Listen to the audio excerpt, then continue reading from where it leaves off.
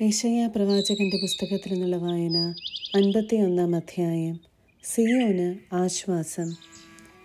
കർത്താവിനെ അന്വേഷിക്കുന്നവരെ, രക്ഷ തേടുന്നവരെ, എൻ്റെ വാക്കു കേൾക്കുവൻ.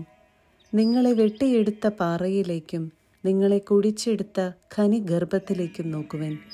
നിങ്ങളുടെ പിതാവായ അബ്രാഹത്തെയും നിങ്ങളെ വഹിച്ച സാറായെയും നോക്കുവൻ. അബ്രാഹം ഏകനായിരിക്കെ ഞാൻ അവനെ വിളിച്ചു, ഞാൻ അവനെ അനുഗ്രഹിച്ചു, അവൻ വർദ്ധിച്ചു പെരുകി.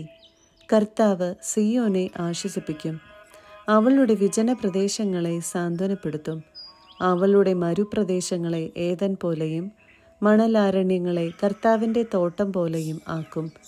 സന്തോഷവും ആനന്ദവും നന്ദി പ്രകടനങ്ങളും ഗാനാലാപങ്ങളും അവളിൽ നിറയും. എൻ്റെ ജനമേ, എൻ്റെ വാക്കു കേൾക്കുവിൻ. എൻ്റെ രാജ്യമേ, എനിക്ക് ചെവി തരുവൻ. എന്നിൽ നിന്ന് ഒരു നിയമം പുറപ്പെടും. എൻ്റെ നീതി ജനതകൾക്ക് പ്രകാശമായി ഭവിക്കും. ഞാൻ വേഗം അവരെ മോചിപ്പിക്കും. എൻ്റെ രക്ഷ കടന്നു വരുന്നു. എൻ്റെ കരം ജനതകളെ ഭരിക്കും. തീരദേശങ്ങൾ എന്നെ കാത്തിരിക്കുകയും എൻ്റെ ഭരണം ആഗ്രഹിക്കുകയും ചെയ്യുന്നു. നിങ്ങൾ മുകളിൽ ആകാശത്തേക്കും താഴെ ഭൂമിയിലേക്കും നോക്കുവിൻ. ആകാശം പുക പോലെ അപ്രത്യക്ഷമാകും, ഭൂമി വസ്ത്രം പോലെ പഴകും, അതിലെ നിവാസികൾ കൊതുകുപോലെ ചത്തുപോകും. എന്നാൽ ഞാൻ നൽകുന്ന രക്ഷ നിത്യമാണ്, മോചനം അനന്തവും. ന്യായമറിയുന്നവരും എൻ്റെ നിയമം ഹൃദയത്തിൽ സൂക്ഷിക്കുന്നവരുമായ ജനമേ, എൻ്റെ വാക്കു കേൾക്കുവിൻ. മനുഷ്യരുടെ നിന്ദനത്തെ ഭയപ്പെടുകയോ ശകാരങ്ങളിൽ സംഭ്രമിക്കുകയോ വേണ്ട. വസ്ത്രം പോലെ ഇരട്ടവാലനും കമ്പിളി പോലെ പുഴുവും അവരെ തിന്നൊടുക്കും. എന്നാൽ ഞാൻ നൽകുന്ന മോചനം നിത്യമാണ്, രക്ഷ തലമുറകളോളം നിലനിൽക്കും. കർത്താവിൻ്റെ ഭുജമേ, ഉണരുക, ഉണർന്ന് ശക്തി ധരിക്കുക. മുൻകാല തലമുറകളെ, പൂർവകാലങ്ങളിലെ പോലെ ഉണരുവിൻ. റാഹാബിനെ വെട്ടിനുറുക്കിയതും മഹാസർപ്പത്തെ കുത്തിപ്പിളർന്നതും അങ്ങല്ലേ? അത്യഗാധത്തിലെ ജലത്തെ വറ്റിച്ചത് അങ്ങല്ലേ? മോചിതർക്ക് കടന്നു പോകാൻ സമുദ്രത്തിൻ്റെ ആഴത്തിൽ പാതയൊരുക്കിയതും അങ്ങല്ലേ? കർത്താവ് വീണ്ടെടുത്തവർ സിയോനിലേക്ക് ഗാനാലാപത്തോടെ തിരിച്ചുവരും. നിത്യമായ ആനന്ദം അവർ ശിരസിൽ ചൂടും. സന്തോഷവും ആഹ്ലാദവും അവരിൽ നിറയും. ദുഃഖവും നെടുവീർപ്പും അവരെ വിട്ടുപോകും. ഞാൻ തന്നെ നിന്നെ ആശ്വസിപ്പിക്കുന്നവൻ. മരണമുള്ള മനുഷ്യനെയും തൃണസദൃശനായ മനുഷ്യസന്തതിയെയും നീ എന്തിനു ഭയപ്പെടണം? ഭൂമിക്ക് അടിസ്ഥാനമിടുകയും ആകാശത്തെ വിരിക്കുകയും ചെയ്ത നിന്റെ സ്രഷ്ടാവായ കർത്താവിനെ നീ മറന്നുകളഞ്ഞോ? നിന്നെ നശിപ്പിക്കാൻ വരുന്ന പീഡകന്റെ ക്രോധത്തെക്കുറിച്ച് നീ നിരന്തരം ഭയപ്പെടുന്നതെന്തിന്? നിന്റെ പീഡകന്റെ ക്രോധം എവിടെ? അടിമകൾ വേഗം മോചിതരാകും. അവർ മരിക്കുകയോ പാതാളത്തിൽ വീഴുകയോ ഇല്ല. അവർക്ക് ആഹാരം മുടങ്ങുകയില്ല. തിരമാലകൾ അലറും വിധം കടലിനെ ക്ഷോഭിപ്പിക്കുന്ന നിന്റെ ദൈവമായ കർത്താവാണ് ഞാൻ. സൈന്യങ്ങളുടെ കർത്താവ് എന്നാണ് എൻ്റെ നാമം. ആകാശത്തെ വിരിച്ചും ഭൂമിക്ക് അടിസ്ഥാനമിട്ടും സിയോനോട് നീ എൻ്റെ ജനമാണ് എന്ന് പറഞ്ഞും എൻ്റെ വചനം നിന്റെ അധരങ്ങളിൽ ഞാൻ നിക്ഷേപിച്ചിരിക്കുന്നു. എൻ്റെ കരത്തിൻ്റെ തണലിൽ ഞാൻ നിന്നെ മറച്ചിരിക്കുന്നു. ക്രോധത്തിൻ്റെ പാനപാത്രം കർത്താവിൻ്റെ കരത്തിൽ നിന്ന് വാങ്ങി കുടിക്കുകയും പരിഭ്രാന്തിയുടെ പാനപാത്രം മട്ടുവരെ ഊറ്റി കുടിക്കുകയും ചെയ്ത ജെറുസലേമേ, ഉണരുക, ഉണർന്നെഴുന്നേൽക്കുക. അവൾ പ്രസവിച്ച പുത്രന്മാരിൽ ആരും അവളെ നയിക്കാനില്ല. അവൾ പോറ്റിയ പുത്രന്മാരിൽ ആരും അവളെ കൈപിടിച്ചു നടത്താനില്ല. ഈ 2 നൈർഭാഗ്യങ്ങളും നിനക്ക് ഭവിച്ചിരിക്കുന്നു. ആര് നിന്നോട് സഹതപിക്കും? ശൂന്യതയും നാശവും പഞ്ഞവും വാളും ആര് നിന്നെ ആശ്വസിപ്പിക്കും? വയലിൽ കുടുങ്ങിയ മാനിനെ പോലെ നിന്റെ പുത്രർ വഴിക്കവലകളിൽ മയങ്ങിക്കിടക്കുന്നു. അവരുടെ മേൽ കർത്താവിൻ്റെ ക്രോധവും ദൈവത്തിൻ്റെ ഭർസനവും കുന്നുകൂടിയിരിക്കുന്നു. അതിപീഡനം സഹിക്കുന്നവളെ, വീഞ്ഞു കുടിക്കാതെ ബോധമറ്റവളെ, കേൾക്കുക. തൻ്റെ ജനത്തിനു വേണ്ടി വാദിക്കുന്ന നിന്റെ ദൈവമായ കർത്താവ് അരുളി ചെയ്യുന്നു. ഇതാ, പരിഭ്രാന്തിയുടെ പാനപാത്രം നിന്റെ കയ്യിൽ നിന്ന് ഞാൻ എടുത്തു മാറ്റിയിരിക്കുന്നു. ക്രോധത്തിൻ്റെ പാനപാത്രം മേലിൽ നീ കുടിക്കുകയില്ല. കുനിയുക, ഞാൻ കടന്നു പോകട്ടെ എന്ന് നിന്നെ ദ്രോഹിച്ചവർ പറയുമ്പോൾ അവർക്ക് കടന്നു പോകാനുള്ള നിലവും തെരുവീഥിയും പോലെ നീ നിന്റെ പുറം വിട്ടുകൊടുത്തിരുന്നല്ലോ. അവരുടെ കയ്യിൽ ഞാൻ ഈ പാനപാത്രം വച്ചു കൊടുക്കും. 52-ാം അധ്യായം. സിയോനെ, ഉണർന്നെഴുന്നേൽക്കുക, ശക്തി സംഭരിക്കുക. വിശുദ്ധ നഗരമായ ജെറുസലേമേ, നിന്റെ മനോഹരമായ വസ്ത്രങ്ങൾ അണിയുക. അപരിച്ഛേദിതനും അശുദ്ധനും മേലിൽ നിന്നിൽ പ്രവേശിക്കുകയില്ല. ബന്ധനസ്ഥയായ ജെറുസലേമേ, പൊടിയിൽ നിന്ന് തട്ടിക്കുടഞ്ഞ് എഴുന്നേൽക്കുക. ബന്ധനസ്ഥയായ സിയോൻ പുത്രി, നിന്റെ കഴുത്തിലെ കെട്ടുകൾ പൊട്ടിക്കുക. കർത്താവ് അരുളി ചെയ്യുന്നു, വില വാങ്ങാതെ നിങ്ങൾ വിൽക്കപ്പെട്ടു, പ്രതിഫലം കൂടാതെ നിങ്ങൾ മോചിതരാവുകയും ചെയ്യും. ദൈവമായ കർത്താവ് അരുളി ചെയ്യുന്നു, താത്കാലിക വാസത്തിന് എൻ്റെ ജനം ഈജിപ്തിലേക്ക് പോയി. അസീറിയക്കാർ അകാരണമായി അവരെ പീഡിപ്പിച്ചു. കർത്താവ് ചോദിക്കുന്നു, എൻ്റെ ജനത്തെ അകാരണമായി പിടിച്ചു കൊണ്ടുപോകുന്നത് കാണുമ്പോൾ ഞാൻ എന്തു ചെയ്യണം?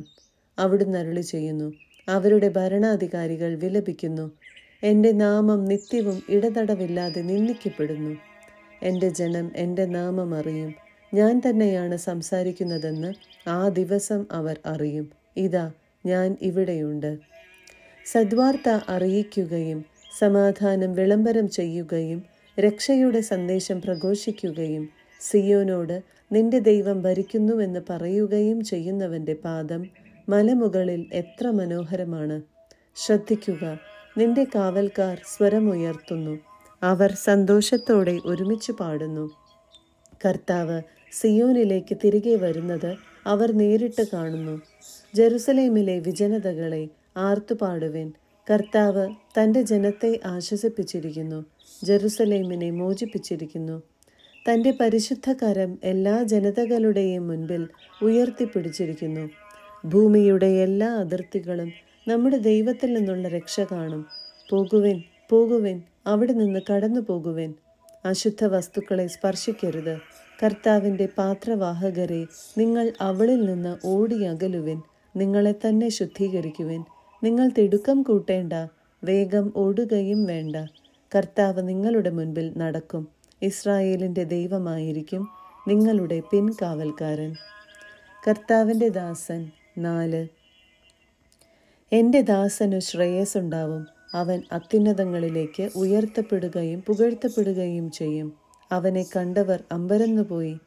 മനുഷ്യനെന്ന് തോന്നാത്ത വിധം അവൻ വിരൂപനായിരിക്കുന്നു. അവൻ്റെ രൂപം മനുഷ്യൻ്റേതല്ല. അവൻ അനേക ജനതകളെ പരിഭ്രാന്തരാക്കും. രാജാക്കന്മാർ അവൻ മൂലം നിശബ്ദരാകും.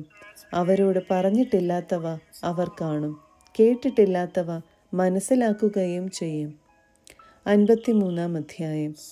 നമ്മൾ കേട്ടത് ആര് വിശ്വസിച്ചു? കർത്താവിൻ്റെ കരം ആർക്ക് വെളിപ്പെട്ടിട്ടുണ്ട്? തൈച്ചെടി പോലെ വരണ്ട ഭൂമിയിൽ നിൽക്കുന്ന മുള പോലെ അവൻ അവിടുത്തെ മുൻപിൽ വളർന്നു. ശ്രദ്ധാർഹമായ രൂപഭംഗിയോ ഗാംഭീര്യമോ ആകർഷകമായ സൗന്ദര്യമോ അവനുണ്ടായിരുന്നില്ല. അവൻ മനുഷ്യരാൽ നിന്ദിക്കപ്പെടുകയും ഉപേക്ഷിക്കപ്പെടുകയും ചെയ്തു. അവൻ വേദനയും ദുഃഖവും നിറഞ്ഞവനായിരുന്നു. അവനെ കണ്ടവർ മുഖം തിരിച്ചു കളഞ്ഞു. അവൻ നിന്ദിക്കപ്പെട്ടു, നാം അവരെ ബഹുമാനിച്ചതുമില്ല. നമ്മുടെ വേദനകളാണ് യഥാർത്ഥത്തിൽ അവൻ വഹിച്ചത്, നമ്മുടെ ദുഃഖങ്ങളാണ് അവൻ ചുമന്നത്. എന്നാൽ ദൈവം അവനെ പ്രഹരിക്കുകയും ശിക്ഷിക്കുകയും ദണ്ഡിപ്പിക്കുകയും ചെയ്തെന്ന് നാം കരുതി. നമ്മുടെ അതിക്രമങ്ങൾക്കു വേണ്ടി അവൻ മുറിവേൽപ്പിക്കപ്പെട്ടു, നമ്മുടെ അകൃത്യങ്ങൾക്കു വേണ്ടി ക്ഷതമേൽപ്പിക്കപ്പെട്ടു. അവൻ്റെ മേലുള്ള ശിക്ഷ നമുക്ക് രക്ഷ നൽകി. അവൻ്റെ ക്ഷതങ്ങളാൽ നാം സൗഖ്യം പ്രാപിച്ചു. ആടുകളെ പോലെ നാം വഴിതെറ്റിപ്പോയി. നാം ഓരോരുത്തരും സ്വന്തം വഴിക്ക് പോയി. നമ്മുടെ അകൃത്യങ്ങൾ കർത്താവ് അവൻ്റെ മേൽ ചുമത്തി. അവൻ മർദ്ദിക്കപ്പെടുകയും പീഡിപ്പിക്കപ്പെടുകയും ചെയ്തു. എങ്കിലും അവൻ ഉരിയാടിയില്ല. കൊല്ലാൻ കൊണ്ടുപോകുന്ന കുഞ്ഞാടിനെ പോലെയും രോമം കത്രിക്കുന്നവരുടെ മുൻപിൽ നിൽക്കുന്ന ചെമ്മരിയാടിനെ പോലെയും അവൻ മൗനം പാലിച്ചു. മർദ്ദനത്തിനും ശിക്ഷാവിധിക്കും അധീനനായി അവൻ എടുക്കപ്പെട്ടു. എൻ്റെ ജനത്തിൻ്റെ പാപം നിമിത്തമാണ് അവൻ പീഡനമേറ്റ് ജീവിക്കുന്നവരുടെ ഇടയിൽ നിന്ന് വിച്ഛേദിക്കപ്പെട്ടതെന്ന് അവൻ്റെ തലമുറയിൽ ആരു കരുതി? അവൻ ഒരു അതിക്രമവും ചെയ്തില്ല, അവൻ്റെ വായിൽ നിന്ന് വഞ്ചന പുറപ്പെട്ടുമില്ല. എന്നിട്ടും ദുഷ്ടരുടെയും ധനികരുടെയും ഇടയിൽ അവൻ സംസ്കരിക്കപ്പെട്ടു. അവനു ക്ഷതമേൽക്കണം എന്നത് കർത്താവിൻ്റെ ഹിതമായിരുന്നു.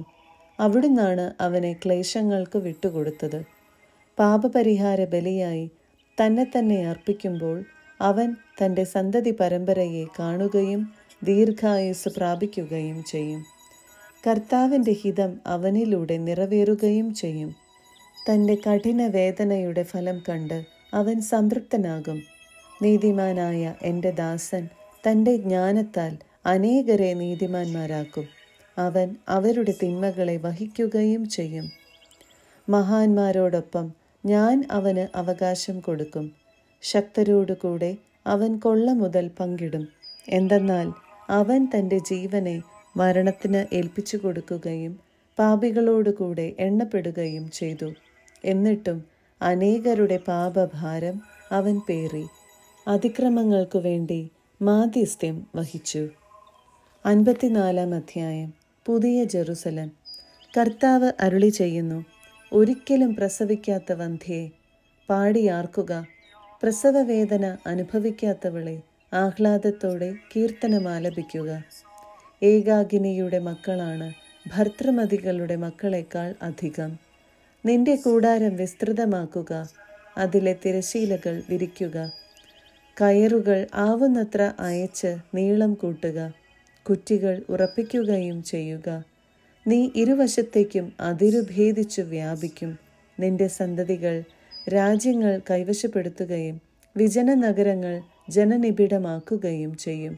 ഭയപ്പെടേണ്ട, നീ ലജ്ജിതയാവുകയില്ല, നീ അപമാനിതയും ആവുകയില്ല. നിന്റെ യൗവനത്തിലെ അപകീർത്തി നീ വിസ്മരിക്കും. വൈധവ്യത്തിലെ നിന്ദനം നീ ഓർക്കുകയുമില്ല. നിന്റെ സ്രഷ്ടാവാണ് നിന്റെ ഭർത്താവ്. സൈന്യങ്ങളുടെ കർത്താവ് എന്നാണ് അവിടുത്തെ നാമം. ഇസ്രായേലിൻ്റെ പരിശുദ്ധനാണ് നിന്റെ വിമോചകൻ. ഭൂമി മുഴുവൻ്റെയും ദൈവം എന്ന് അവിടുന്ന് വിളിക്കപ്പെടുന്നു. പരിത്യക്തയായ യൗവനത്തിൽ തന്നെ ഉപേക്ഷിക്കപ്പെട്ട ഭാര്യയെപ്പോലെ സന്തപ്ത ഹൃദയയായ നിന്നെ കർത്താവ് തിരിച്ചു വിളിക്കുന്നു എന്ന് നിന്റെ ദൈവം അരുളി ചെയ്യുന്നു. നിമിഷ നേരത്തേക്ക് നിന്നെ ഞാൻ ഉപേക്ഷിച്ചു, മഹാകരുണയോടെ നിന്നെ ഞാൻ തിരിച്ചു വിളിക്കും. കോപാധിക്യത്താൽ ക്ഷണനേരത്തേക്ക് ഞാൻ എൻ്റെ മുഖം നിന്നിൽ നിന്ന് മറച്ചുവെച്ചു. എന്നാൽ അനന്തമായ സ്നേഹത്തോടെ നിന്നോട് ഞാൻ കരുണ കാണിക്കും എന്ന് നിന്റെ വിമോചകനായ കർത്താവ് അരുളി ചെയ്യുന്നു. നോഹയുടെ കാലം പോലെയാണ് ഇത് എനിക്ക്. അവൻ്റെ കാലത്തെന്ന പോലെ ജലം ഭൂമിയെ മൂടുകയില്ലെന്ന് ഞാൻ ശപഥം ചെയ്തിട്ടുണ്ട്. അതുപോലെ നിന്നോട് ഒരിക്കലും കോപിക്കുകയോ നിന്നെ ശാസിക്കുകയോ ചെയ്യുകയില്ലെന്ന് ഞാൻ ശപഥം ചെയ്തിരിക്കുന്നു. നിന്നോട് കരുണയുള്ള കർത്താവ് അരുളി ചെയ്യുന്നു: മലകൾ അകന്നു പോയേക്കാം, കുന്നുകൾ മാറ്റപ്പെട്ടേക്കാം, എന്നാൽ എൻ്റെ അചഞ്ചലമായ സ്നേഹം നിന്നെ പിരിയുകയില്ല. എൻ്റെ സമാധാന ഉടമ്പടിക്ക് മാറ്റം വരുകയുമില്ല. പീഡിപ്പിക്കപ്പെട്ടവളും മനസ്സുലഞ്ഞവളും ആശ്വാസം ലഭിക്കാത്തവളുമേ, ഇന്ദ്രനീലം കൊണ്ട് അടിസ്ഥാനമിട്ട് അഞ്ജനക്കല്ലുകൊണ്ട് നിന്നെ ഞാൻ നിർമ്മിക്കും. ഞാൻ നിന്റെ താഴികക്കുടങ്ങൾ പത്മരാഗം കൊണ്ടും വാതിലുകൾ പുഷ്യരാഗം കൊണ്ടും ഭിത്തികൾ രത്നം കൊണ്ടും നിർമ്മിക്കും. കർത്താവ് നിന്റെ പുത്രരെ പഠിപ്പിക്കും, അവർ ശ്രേയസ്സാർജിക്കും. നീതിയിൽ നീ സുസ്ഥാപിതയാകും. മർദ്ദനഭീതി നിന്നെ തീണ്ടുകയില്ല, ഭീകരത നിന്നെ സമീപിക്കുകയില്ല. ആരെങ്കിലും അക്രമം ഇളക്കിവിട്ടാൽ അത് ഞാനായിരിക്കുകയില്ല. നിന്നോട് കലഹിക്കുന്നവൻ നീ മൂലം നിലംപതിക്കും. തീക്കനലിൽ ഊതി ആയുധം നിർമ്മിക്കുന്ന ഇരുമ്പ് പണിക്കാരനെ സൃഷ്ടിച്ചത് ഞാനാണ്. നാശമുണ്ടാക്കാൻ കൊള്ളക്കാരെയും ഞാൻ സൃഷ്ടിച്ചിട്ടുണ്ട്. കർത്താവ് അരുളി ചെയ്യുന്നു: നിന്നെ ഉപദ്രവിക്കാൻ ഉണ്ടാക്കിയ ഒരായുധവും ഫലപ്രദമാവുകയില്ല. നിനക്കെതിരെ വിധി പ്രസ്താവിക്കുന്ന എല്ലാ നാവുകളെയും നീ ഖണ്ഡിക്കും. കർത്താവിൻ്റെ ദാസരുടെ പൈതൃകവും എൻ്റെ നീതി നടത്തലുമാണ് ഇത്.